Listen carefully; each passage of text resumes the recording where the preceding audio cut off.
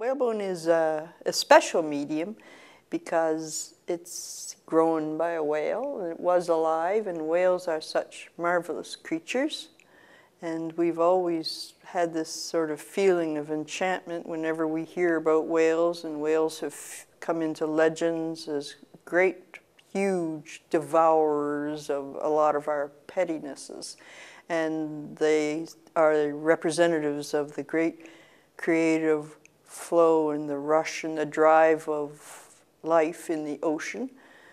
In Jungian terms, the whole part of our unconscious, which is really our driving force in all its energies. And so the whales are symbolic of that. When you pick up a whalebone, you have picked up something very special.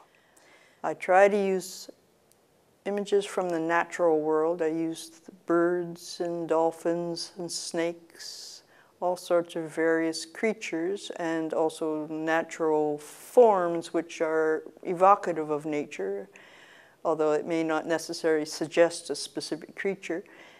And when I do all these things, I like to bring in some sort of way of suggesting the symbolic content.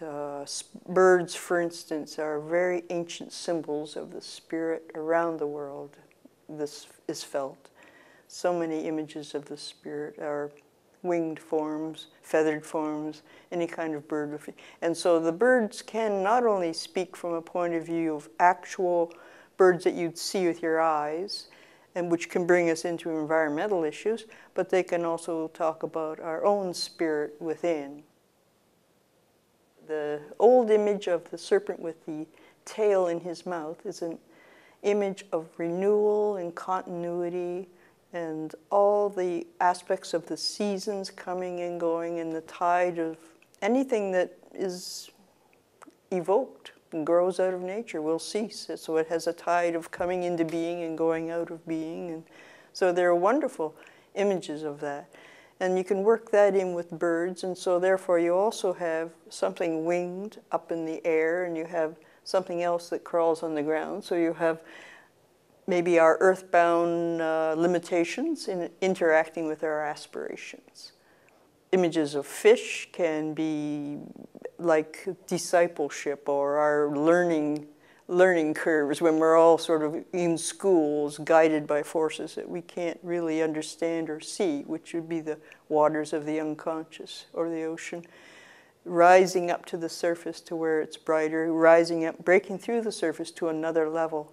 All these kinds of things can sort of bring a whole new dimension into carving if you look at it beyond being a specific kind of natural history fish.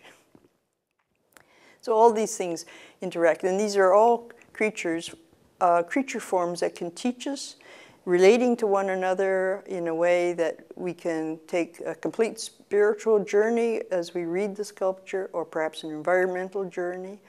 We can look at it as creatures and all of nature speaking to us through these natural forms, out of a material that's natural.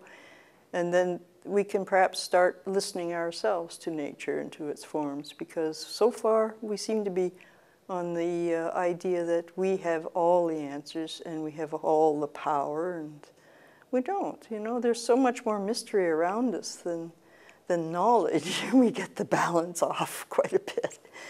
But we can listen to these creatures, and these creatures all around me have spoken to me, and then I've tried to pass on what I've said through mediums like whalebone or paint or wood, stone, clay, and combining all these various things sometimes, and then getting all these things in tune with one another and in tune with all this traditional symbolism, which has been a basis for so much of our real spiritual progress around the world.